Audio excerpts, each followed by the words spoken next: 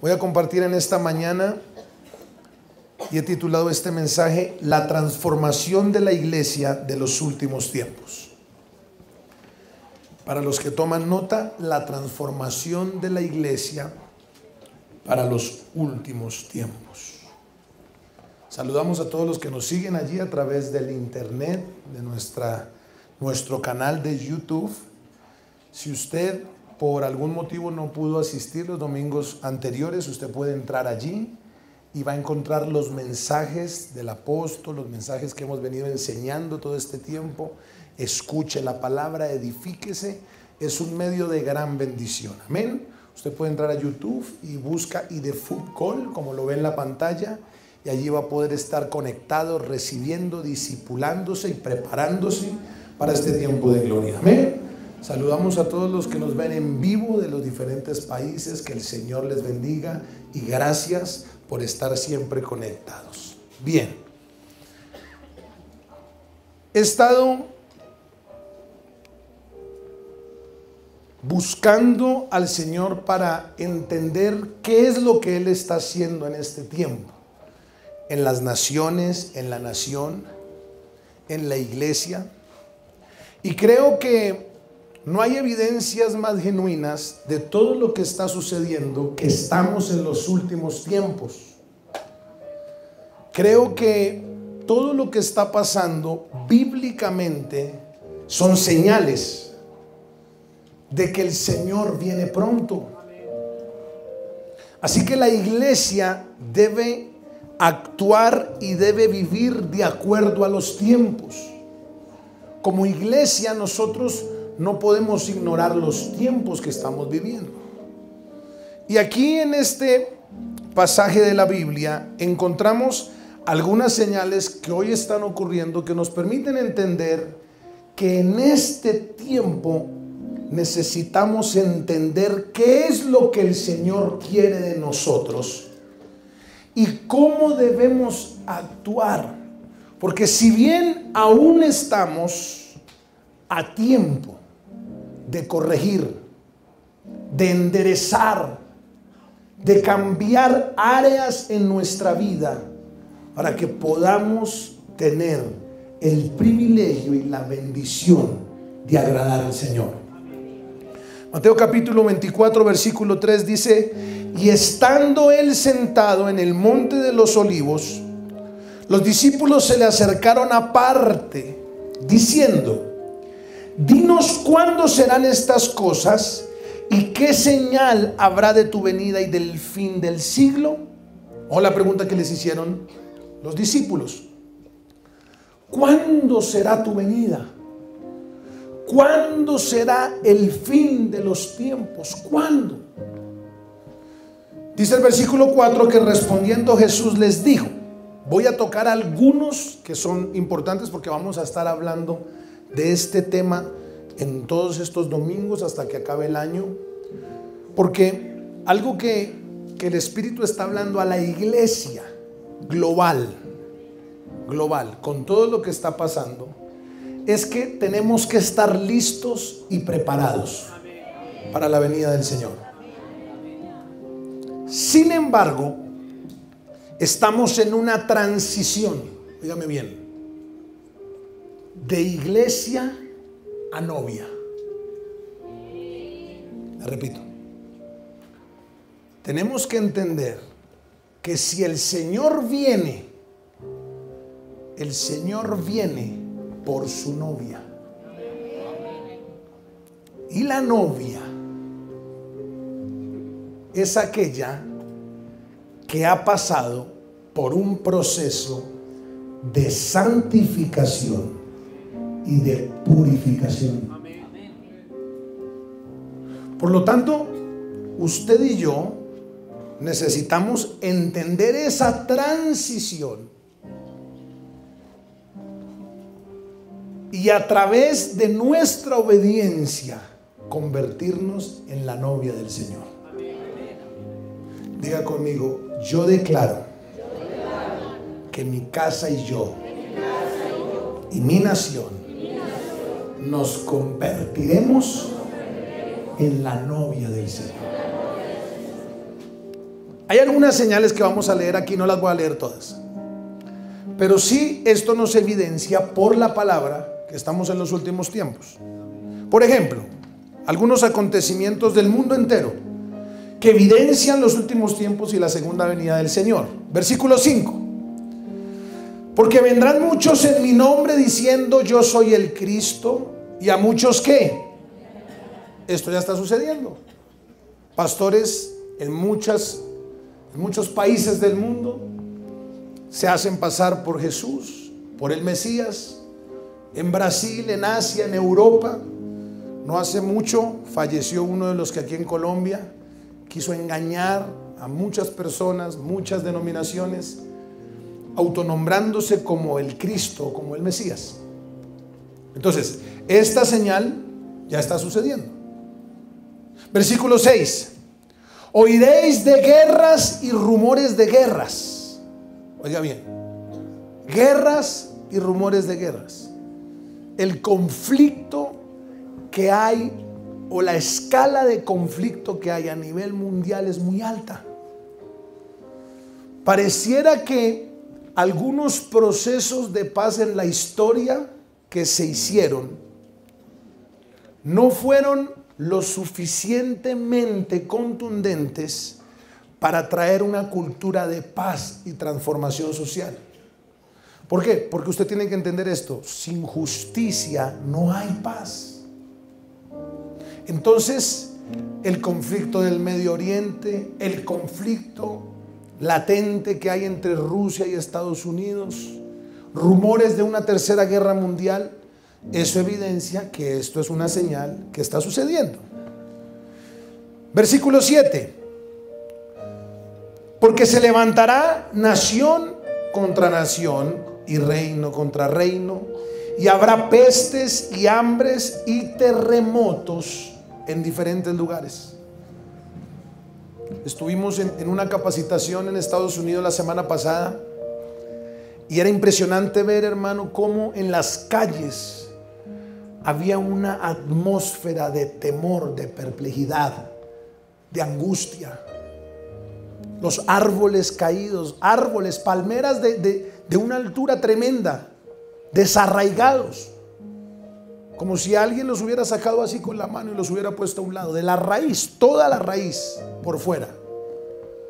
La gente anda como en un desasosiego, anda en una preocupación, anda en una angustia, porque históricamente nunca había sucedido eso de que 3 huracanes al mismo tiempo golpearan la ciudad a los pocos días, o las diferentes ciudades de los estados a los pocos días.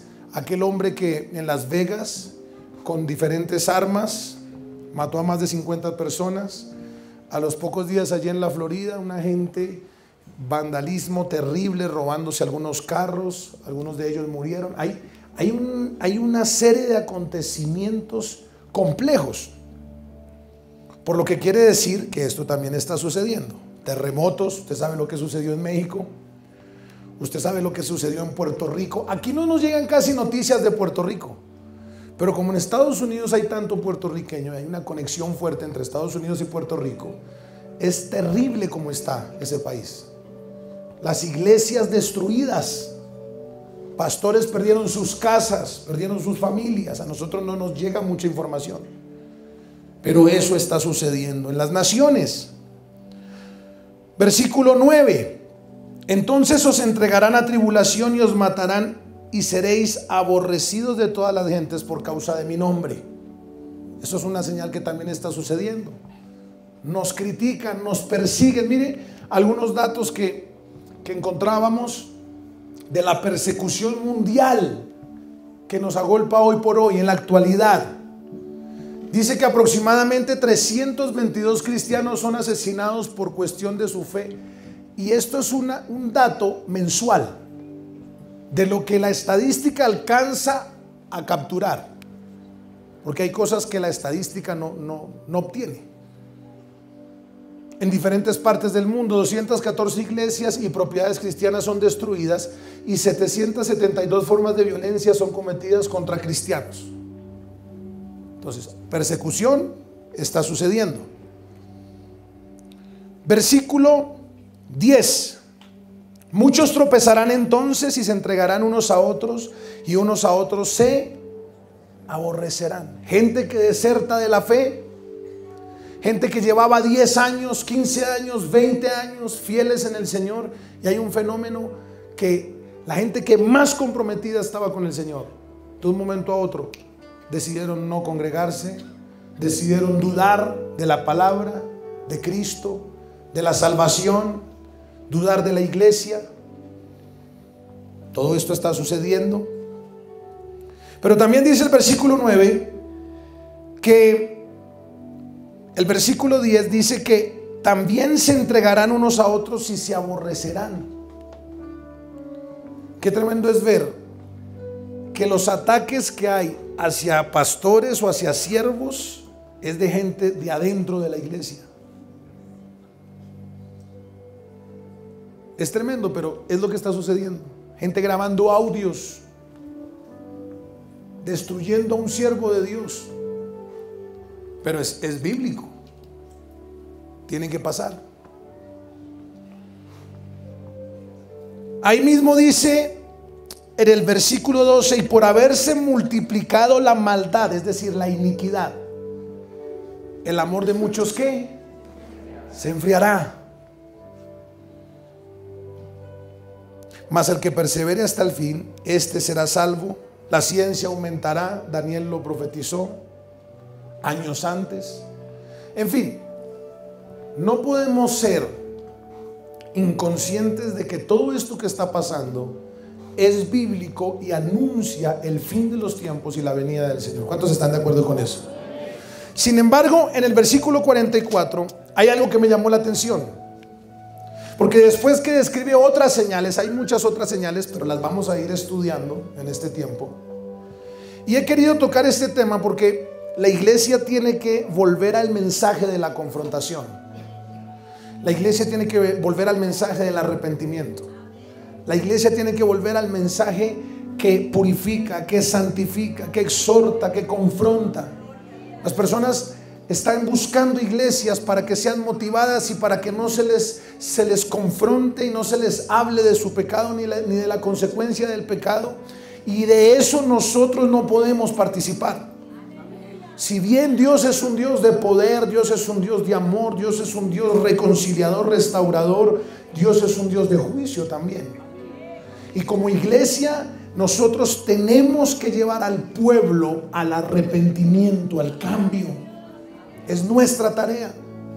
Qué bueno cuando usted viene a la iglesia el domingo y siente una necesidad de cambiar. Siente que le están hablando a usted y le dicen: hey, tienes una oportunidad de perdonar tu familia, de perdonar tus hijos, de sanar las heridas, de abrazar a tus hermanos. ¿Por qué? Porque lo que sabemos es que el Señor viene pronto, pero también dice la Biblia que nadie sabe el día ni la hora. ¿Qué sucediera si el Señor viniera en este momento? ¿Cómo quedaría tu familia, tus seres queridos?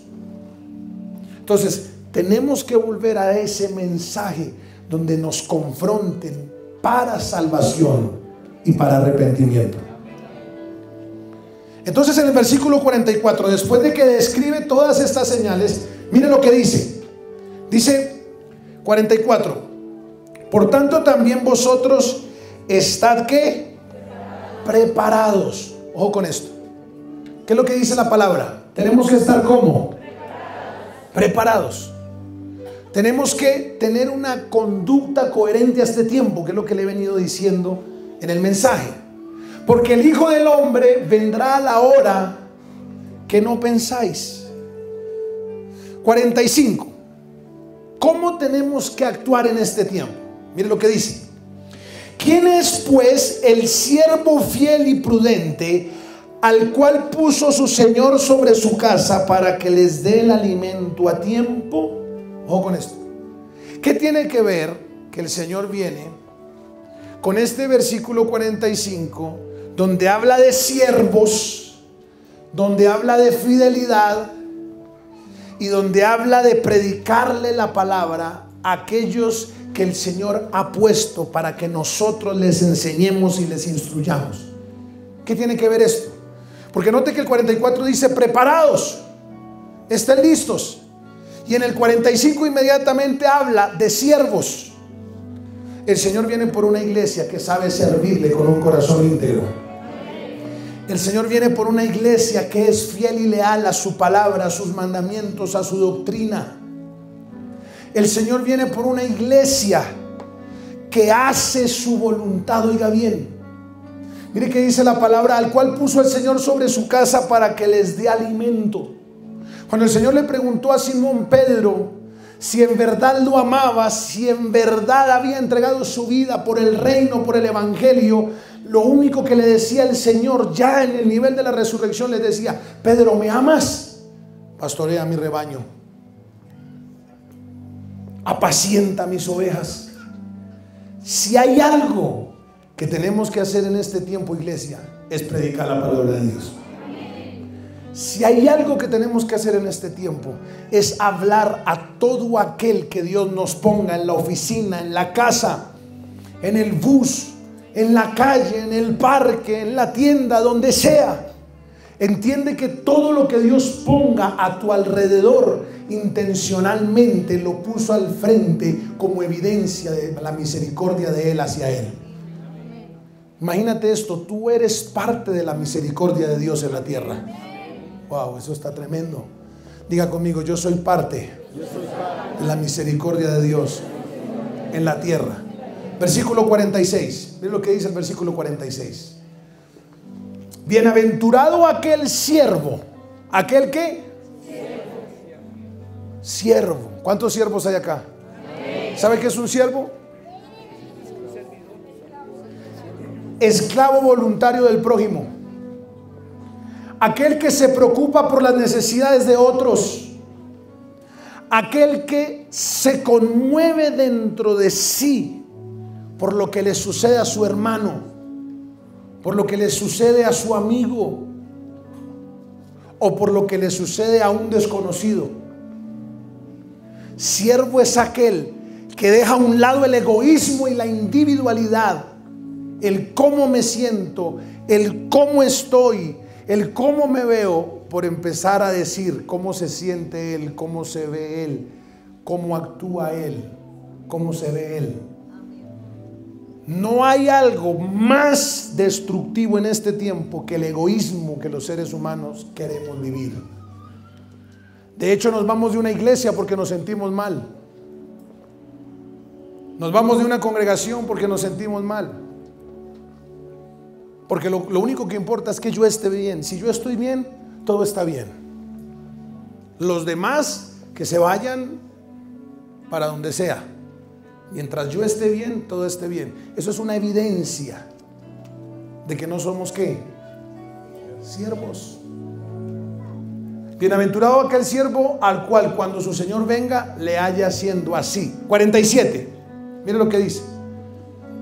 De cierto os digo, y esto fue poderoso, de cierto os digo, que el que en estos últimos tiempos, donde el Señor está a punto de venir, se ocupe de la predicación de la palabra. Hay alguien que tiene que recibir esto. Se ocupe de la predicación de la palabra, se ocupe de servir al prójimo, se ocupe de mentorear los discípulos, se ocupe de hacer la voluntad de Dios, se ocupe de evangelizar, se ocupe de estar dando fruto en el lugar donde Dios lo puso. Si el Señor lo encuentra haciendo eso en este tiempo, la evidencia será que usted será próspero y será bendecido.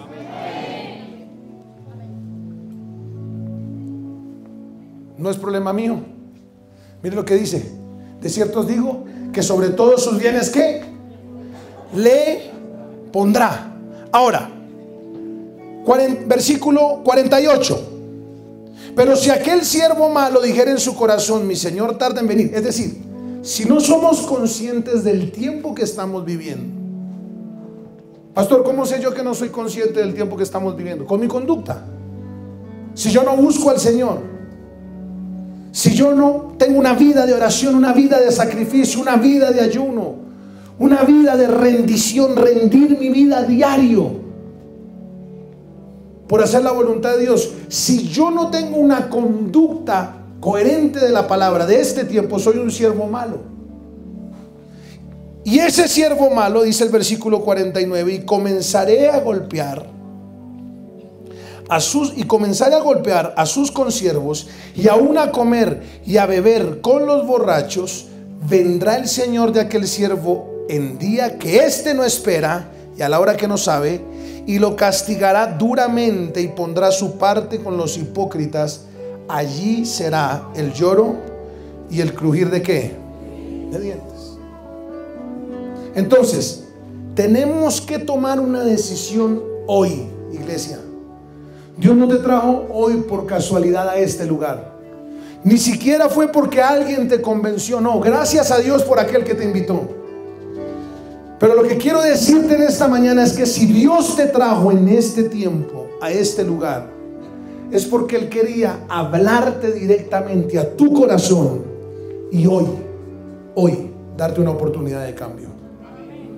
Hoy darte una oportunidad de arrepentimiento. Hoy darte una oportunidad de transformación. Ahora, como el Señor viene por una iglesia transformada, mire lo que dice Efesios 5:27, que es donde me quiero detener. Dice la palabra que el Señor tiene que hacer de la iglesia o presentar una iglesia gloriosa, que no tenga mancha ni arruga ni cosa semejante, sino que fuese ¿qué? Como el Señor necesita una iglesia que tenga estas tres características. ¿Cuáles son las tres características? ¿Cuáles son las tres características? Gloriosa. Número 2. Dice, vamos a leer desde el 26 para que entienda bien el pasaje. Mire lo que dice. 25. Maridos, amad a vuestras mujeres, así como Cristo amó a la iglesia y se entregó a sí mismo por ella. ¿Listo? Le está hablando a los esposos, pero está comparando el papel del esposo, que es el novio, ¿cierto? Que es el papel de la cabeza del hogar respecto a su esposa, su rol como esposo. Lo está comparando con el rol de Cristo. ¿Qué hizo Cristo? Entonces, los esposos, ¿qué tienen que hacer por sus esposas? Digan amarlas, digan los esposos amarlas. Maridos, amad a vuestras mujeres así como Cristo amó ¿a quién? A la iglesia. Ok, ya no nos vamos a meter más en problemas, voy a avanzar. Y se entregó a sí mismo ¿por quién? Por ella. Ok, 26.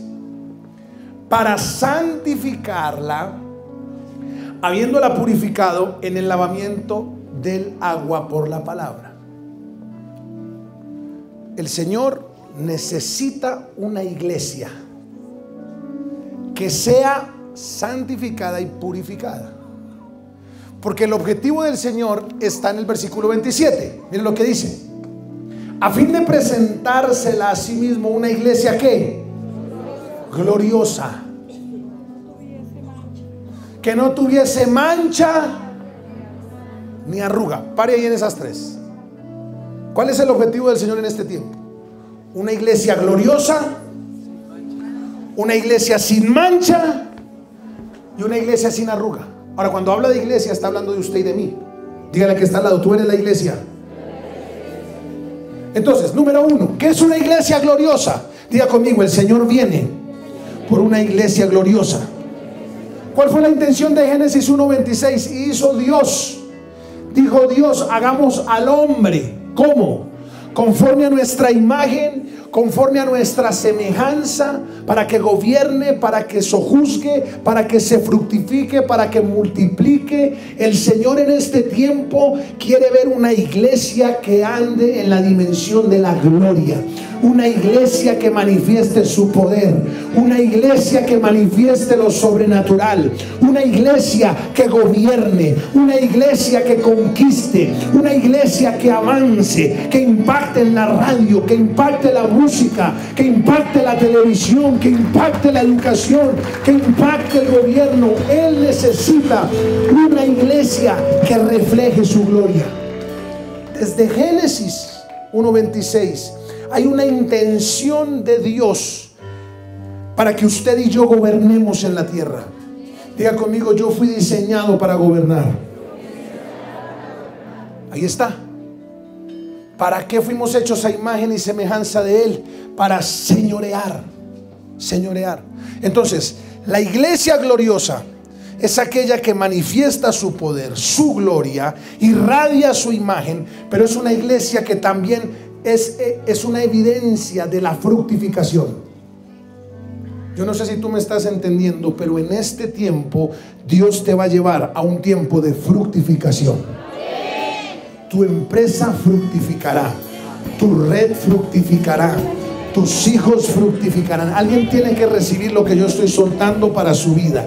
Es un tiempo donde usted como iglesia experimentará un fruto poderoso sobre la tierra. ¿Cuántos dan gloria a Dios por eso? Diga: yo voy a fructificar. Fructificarás, porque cuando el Señor los bendijo, ¿qué sucedió? Dice que los bendijo Dios y les dijo: fructifíquense y ¿qué más? Y multiplíquense. Una iglesia gloriosa es una iglesia que da fruto. ¿Cuántos van a dar fruto en este tiempo? Diga conmigo: voy a dar fruto en este tiempo. En mi empresa voy a dar fruto, declárelo. En mi familia voy a dar fruto. Una iglesia gloriosa es una iglesia que se fructifica, pero es una iglesia que se multiplica. Una iglesia gloriosa, una iglesia sin mancha. Recuerde, el Señor viene por una iglesia que, primero, gloriosa, segundo, sin mancha, y tercero, sin arruga. Ahora, la arruga es espiritual, porque hay unos que los veo como asustados ahí.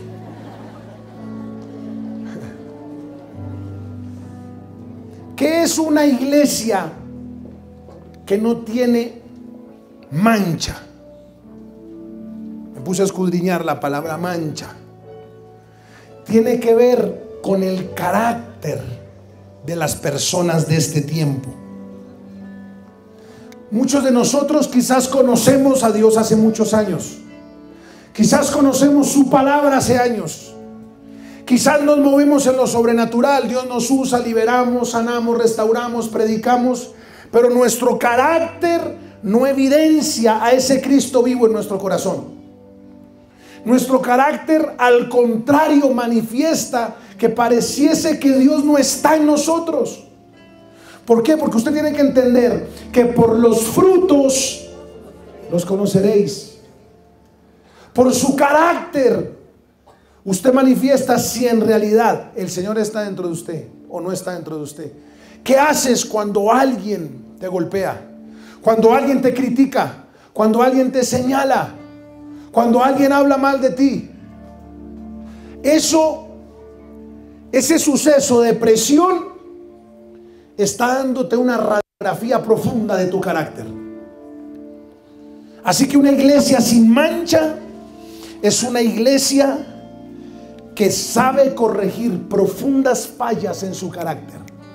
Gente que se autopromociona a sí mismo. Gente que habla de sí mismo. Imagínense eso. Yo hice, yo oré, yo levanté, yo invité. Diga conmigo: carácter. Y número 3, además de una iglesia gloriosa, además de una iglesia sin mancha, que es por la que viene el Señor, además de una iglesia gloriosa sin mancha, el Señor viene por una iglesia sin arruga. ¿Qué es una iglesia sin arruga? Se refiere a aquellas áreas que aún no hemos podido vencer. Aquellas áreas que abiertamente decimos que no importa que sigamos cayendo en ellas. No importa. No importa, porque yo soy honesto. Yo estoy practicando el pecado, pero yo soy honesto. Espérate un segundo. El problema no es con tu líder ni con tu pastor. El problema es con el Señor. Y el problema también es con el diablo, que tiene toda la legalidad para destruirte, enfermarte y acabarte. ¿Por qué? Porque la paga del pecado es la muerte, mas la dádiva de Dios es la vida eterna.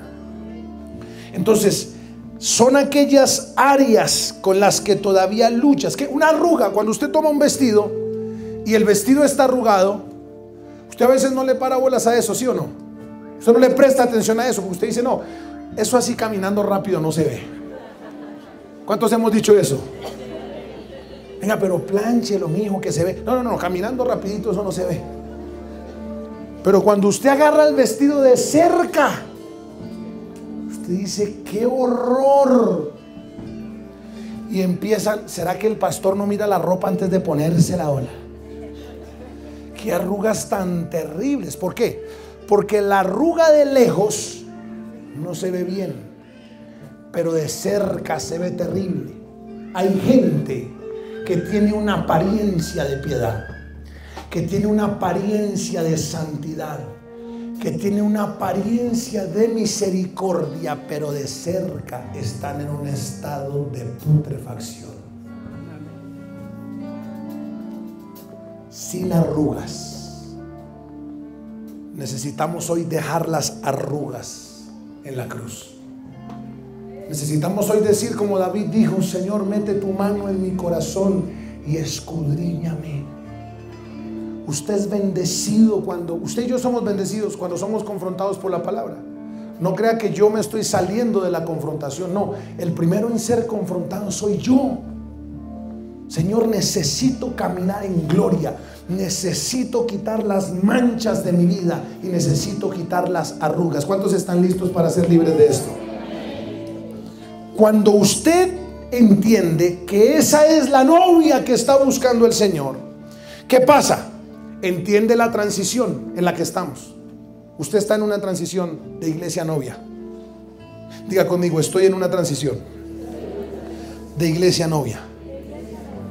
Y por eso es que el Señor en este tiempo, óigame bien, en este tiempo ha estado lidiando con áreas en su vida de una forma intensa y contundente.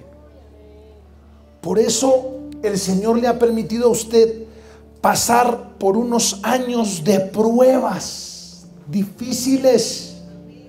Por eso el Señor le ha permitido pasar por quebrantos.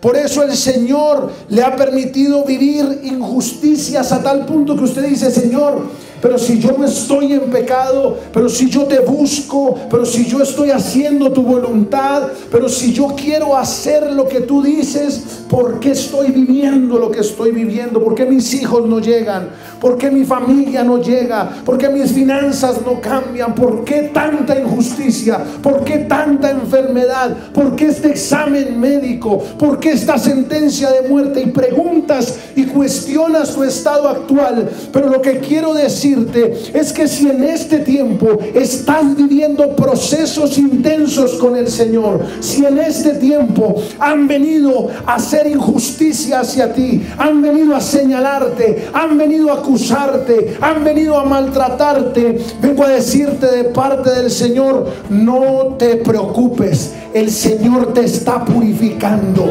el Señor te está procesando. Si has estado sufriendo, si has estado afligiéndote, si has estado quebrantándote, si el Señor te ha estado triturando, es una evidencia que eres novia y que el Señor viene por ti. Vamos, yo no sé si me está entendiendo. Eso es una evidencia. Tú creías que era lo peor que te podía suceder en tu vida, pero lo que no entendías es que es su evidencia que tú eres la novia que Cristo ama. ¿Por qué? Porque el Señor te está purificando. Y el fuego o el oro se purifica en altas temperaturas de fuego. Así que la iglesia en este tiempo está en un proceso profundo de purificación.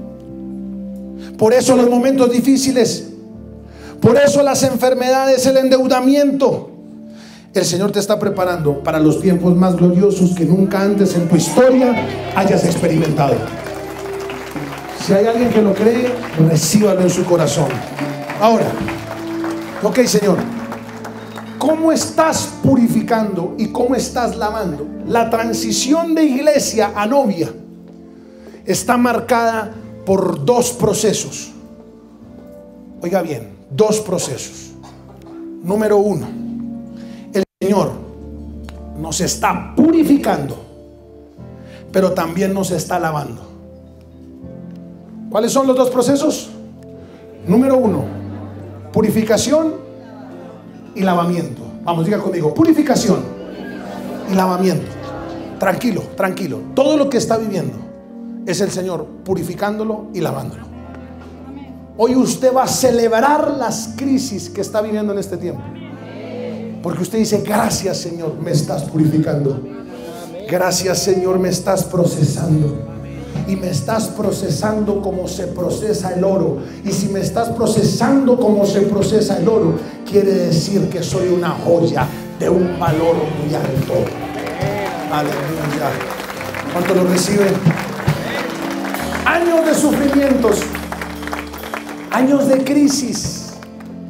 Mujeres que han dicho: ¿hasta cuándo, Dios? Necesita Dios hacer una limpieza tan profunda en ti por el nivel de gloria que va a desatar sobre ti. Alguien tiene que recibir eso. Tienes que sacarle sustancia a tu prueba. Tienes que sacarle sustancia a la aflicción.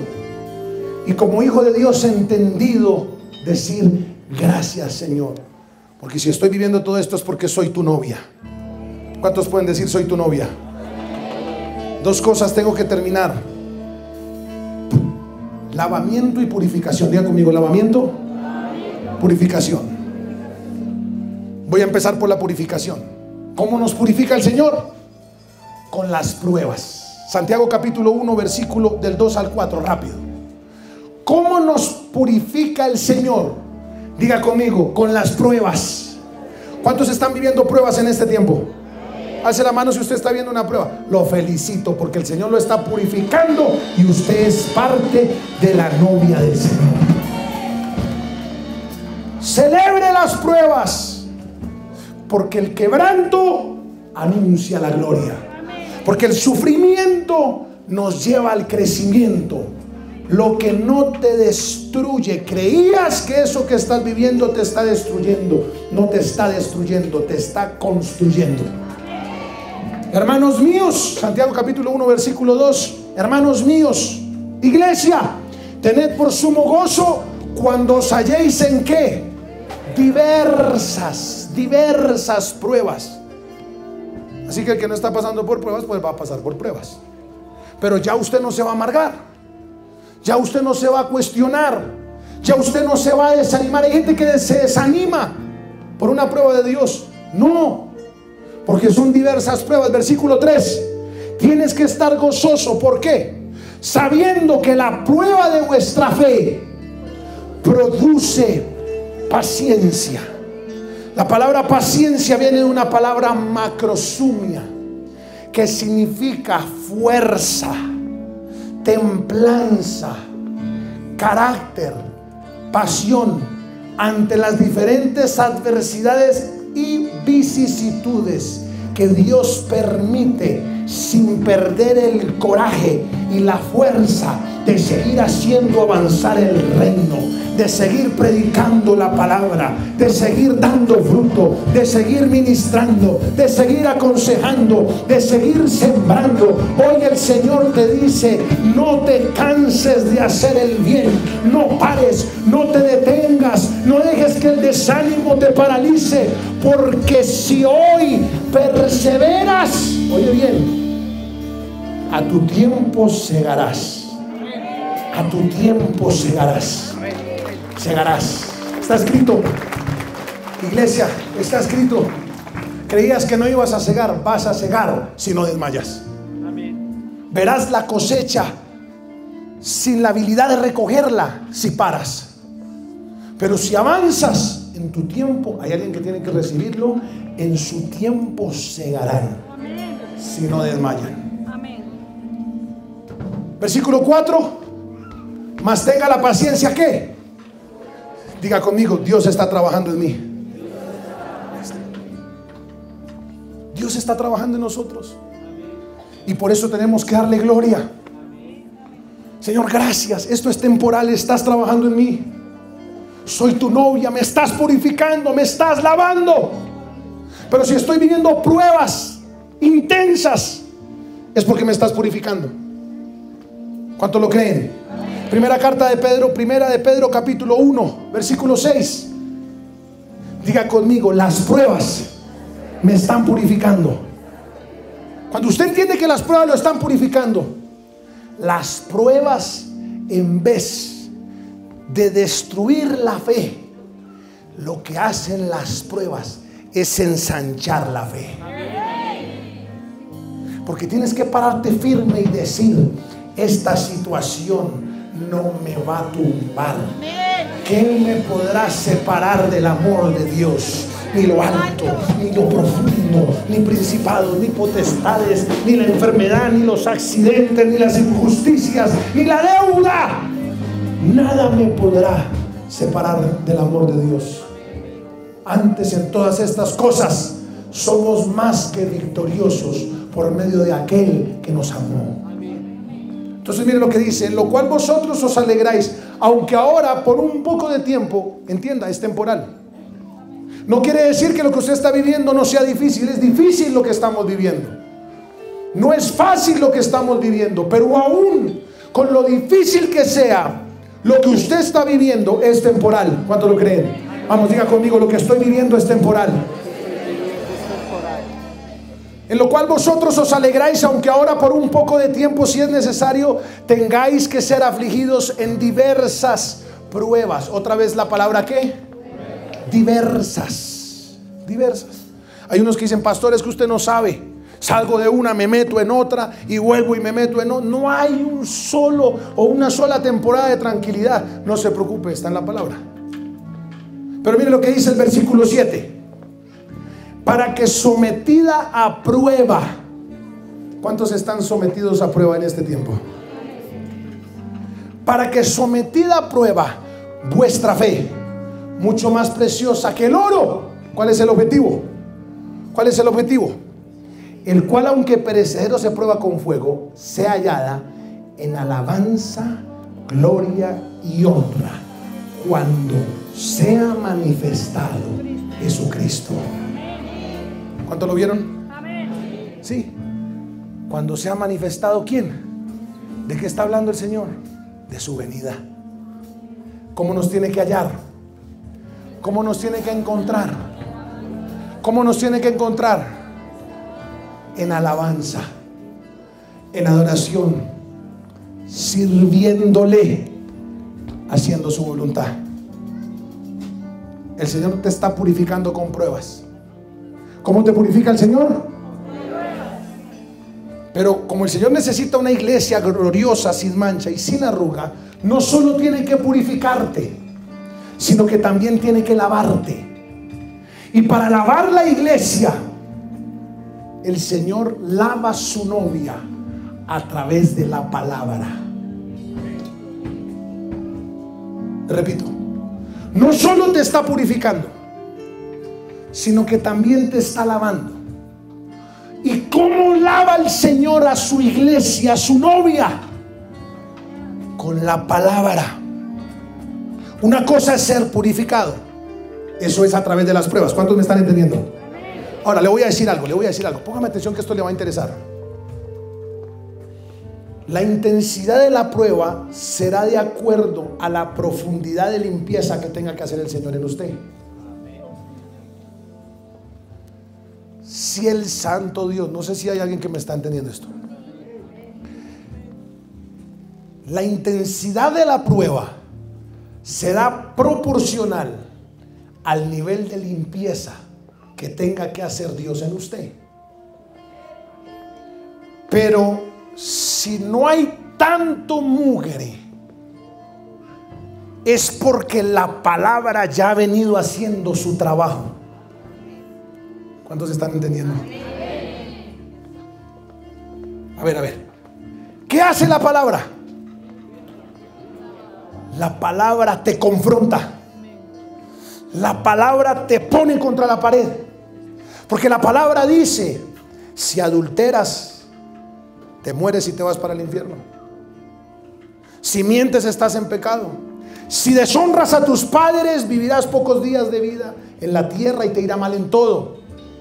La palabra te lleva a la verdad. La palabra es la verdad absoluta. Amén. Entonces, cuando usted se expone a la palabra, como la palabra es la verdad, la palabra empieza a confrontar nuestro comportamiento y nuestro carácter. Por ejemplo, alguien habló mal de ti, alguien te hizo la vida imposible, alguien te criticó. ¿Qué dice la palabra que hay que hacer ahí? Ámalo, bendícelo, hónralo para que seáis hijos de vuestro Padre. Mateo capítulo 5 del 1 en adelante. ¿Cuántos me están entendiendo? Si no está la palabra y alguien lo ofende, ¿usted qué hace? Va y lo suena y le nombra hasta las 3 generaciones de la mamá, abuela y bisabuela. ¿Sí o no? Pero como usted está con la palabra ¿qué hace? Te lava. ¿A dónde voy con esto? Si te expones a la palabra de Dios, la palabra te lavará, para que cuando venga la prueba no tenga que durar lo que iba a durar, por cuanto encontró un vaso puro y limpio por la palabra de Dios. ¿Cuánto da gloria a Dios por eso? Yo quiero que me capte bien el mensaje, familia. No es que lo quiera asustar, pero probablemente si te haces el de los oídos sordos, si no entiendes lo que el Espíritu te está hablando, el Señor por amor te va a tener que triturar. Entonces, ¿cuál es la salida que le tengo para esto? No es necesario que venga una enfermedad, hijo, no. No es necesario que venga una crisis, no. Que muera un hijo tuyo, no. No tienes que llegar a ese punto. Te tengo una menos dolorosa. Exponte a la palabra. Pastor, ¿cómo me expongo a la palabra? Cuando vienes el domingo a la iglesia, cuando te discipulas un miércoles, cuando haces un ayuno, cuando vas a una casa de bendición, cuando eres humilde y quieres recibir, tienes hambre de la palabra. De esa forma la prueba tendrá su fecha de expiración. ¿Por qué? Porque la trituración que Dios por amor tenía preparada para mi vida decreció por cuanto me expuse a la palabra. Por eso dice Juan capítulo 15 versículo 3: ya vosotros estáis limpios. Mire. Por eso son las dos opciones: trituración o revelación. Usted escoge. Que te cambie, el Señor te cambia. Escoge si te cambia por revelación o por trituración. Ahora, ¿qué dice Juan 15:3? Ya vosotros estáis limpios. ¿Cuántos quieren ser limpios? ¿Cómo nos limpia el Señor? Ya vosotros estáis limpios por la palabra que os he ¿qué? Hablado. Salmo 119:9. Y necesito que los jóvenes sellen esto. ¿Con qué limpiará el joven su camino? ¿Estamos entendiendo? ¿Qué es guardar su palabra? Echarla en la maleta, pastor. ¿Sabes qué es guardar la palabra? Entender que un noviazgo fuera de tiempo es destruir su propia fe. Se les acabó la dicha, ¿no?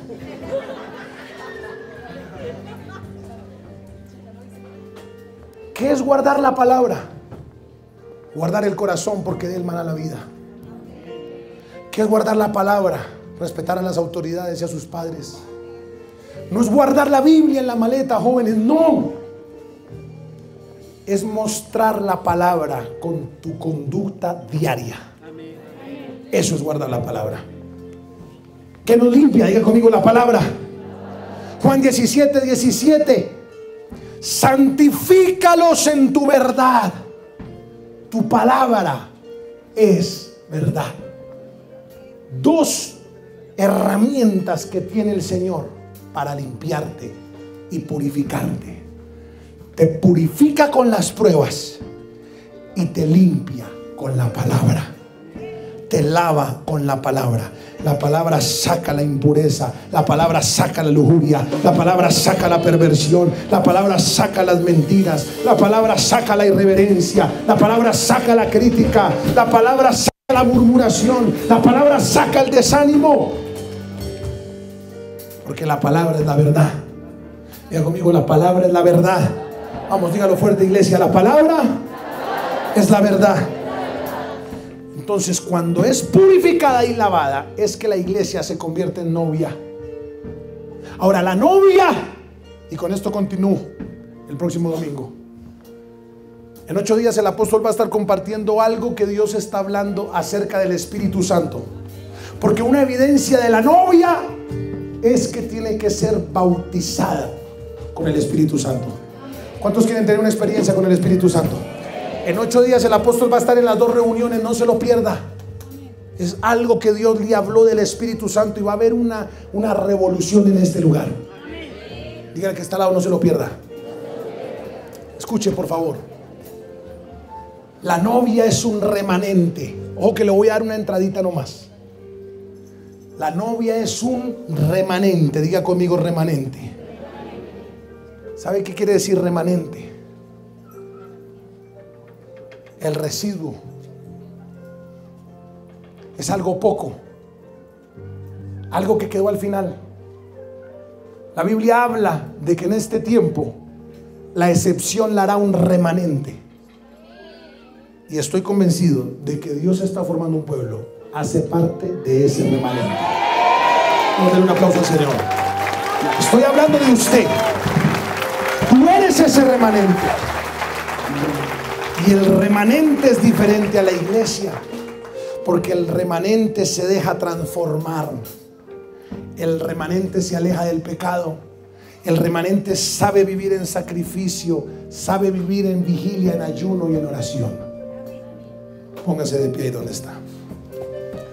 Todo aquel que haya venido por primera vez a este lugar, que diga: pastor, yo quiero convertirme en la novia del Señor y quiero ser lavado, quiero ser transformado, quiero dejar en tu presencia toda mancha, toda arruga, que no deje que yo me vaya con el Señor.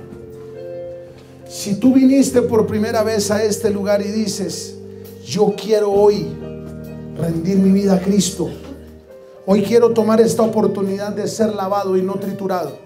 La palabra de Dios dice: he aquí que yo toco la puerta y llamo. Si alguno oye mi voz, si alguno ¿qué? Oye mi voz, yo entraré, cenaré con él y él conmigo. El Señor jamás te va a obligar, el Señor sí te va a invitar. Y hoy hay una invitación de amor. De tal manera amó Dios al mundo, de tal manera te amó. No importa tus errores, no importa tus fallas, lo único que importa es que hoy rindas tu vida delante de Él.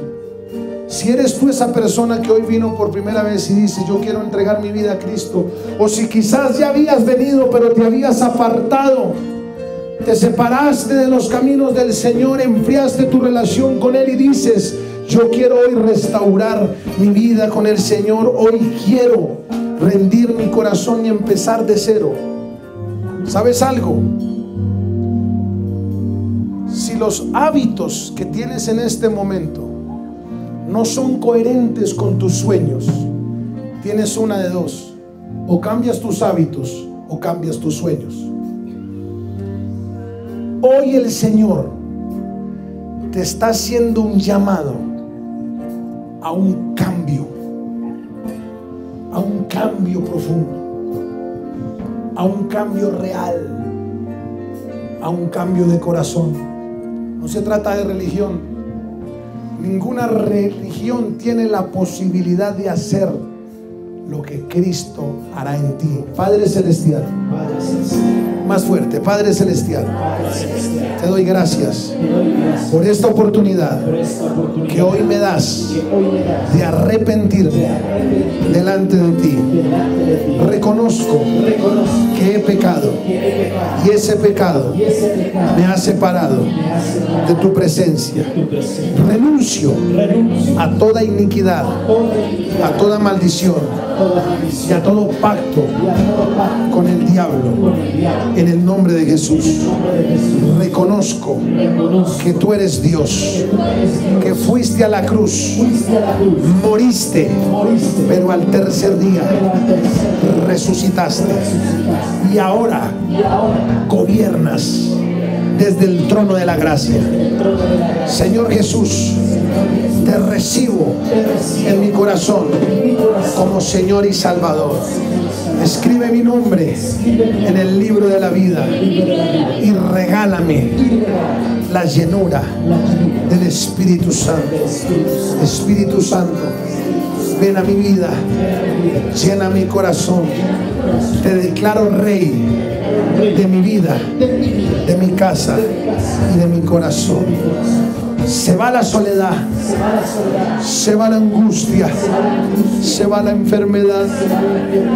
Te entrego todo problema, toda situación, todo lo que me quitaba la paz, lo dejo en tu presencia. Y ahora recibo tu amor, recibo tu perdón, recibo tu misericordia. Gracias, Jesús. A partir de hoy, solo haré tu voluntad. Amén y amén. La pastora Madeleine es una pastora de la casa. Es una mujer de Dios. Y hace un tiempo los médicos encontraron algo que no creemos. Hay unos exámenes muy negativos y esos exámenes son mentira porque nosotros le creemos a la palabra de Dios. Sin embargo, los tengo en mi mano porque ustedes mismos verán la gloria de Dios. Ustedes mismos verán la gloria de Dios. Vamos a orar por ella. Creo, pastora, que la palabra fue clara. El Señor está purificándole. El Señor está limpiándole. Deje que la prueba purifique lo que tiene que purificar. Esta enfermedad no es para muerte. Esta enfermedad es para la gloria de Dios, para que el Hijo de Dios sea glorificado a través de esta enfermedad. Yo declaro sobre tu vida en el nombre de Jesús que no morirás, sino que vivirás. Y declaro en el nombre que es sobre todo nombre, en el nombre de Cristo Jesús, que todo lo que haya en tu cuerpo es anulado.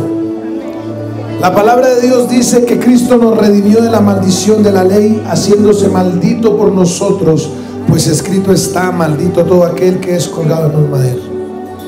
La palabra de Dios dice que Él anuló toda acta y todo decreto que había en contra de nosotros. Isaías 53 del 3 al 5 dice que Él fue herido y molido por nuestras rebeliones, por nuestros pecados. El castigo de nuestra paz fue sobre Él y por su llaga, por aquella llaga fuimos curados y fuimos sanados. Padre, en el nombre de Jesús, póngase la mano donde tiene la enfermedad. Le voy a pedir el favor al equipo que venga aquí al frente rápido. Padre, en el nombre de Jesús de Nazaret, en la dimensión de gloria que estamos, he anulado por tu palabra y he confesado que la enfermedad no tiene poder y autoridad. También he declarado que hay un nombre que es sobre todo nombre, y ese nombre es Jesús. Jesús, el Cristo de gloria. Por lo tanto, ordeno y declaro que toda enfermedad salga de sus cuerpos ahora. A la cuenta de 3, espíritu de enfermedad, te vas. Le hablo al cáncer, le hablo a la diabetes, le hablo a la osteoporosis, le hablo a todo tumor, tumores, hernias discales, problemas en los huesos, migraña, ahora mismo, miomas, gastritis, úlceras, desaparecen ahora mismo, ahora mismo, ahora mismo. Eres libre, eres libre, eres libre por el poder de la palabra de Dios. Sana, sana, sana. Ahora recibe tu sanidad ahora, en nombre de Jesús. Sana ahora. Sano en el nombre de Jesús. Sano en el nombre de Jesús. Sano en el nombre de Jesús. Sano por la gloria. Sana, sana. Recibe tu milagro. Recibe tu milagro. En el nombre de Jesús. Milagros por la gloria.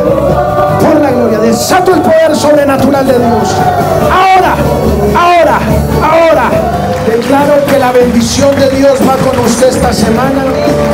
Declaro cielos abiertos y declaro milagros en su vida y en su familia.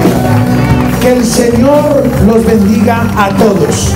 Salude al que está al lado y gracias por haber venido a manifestar el amor de Dios. Dios les bendiga.